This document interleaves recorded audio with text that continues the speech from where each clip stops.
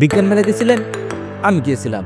আর ওই যে বিজ্ঞান মেলাটা, যেটা আমাদের সরকারি বিশ্ববিদ্যালয় কলেজের স্টুডেন্টরা কাজের সৃজনশীলতা, বিশ্লেষণ ক্ষমতা এবং বাস্তব জ্ঞানকে প্রসারিত করার জন্য প্রত্যেক ডিপার্টমেন্টের নিয়ে একটি মেলা অনুষ্ঠিত হয়েছিল।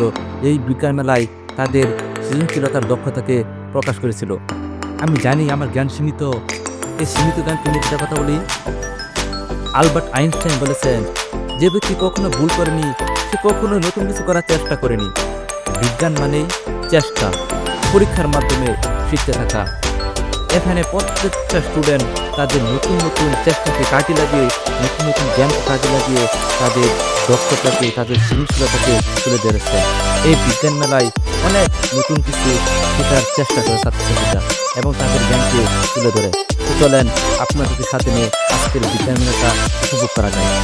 দেখা যাক তাদের মেধা কীরকম, তাদের সৃজনশীলতা কীরকম।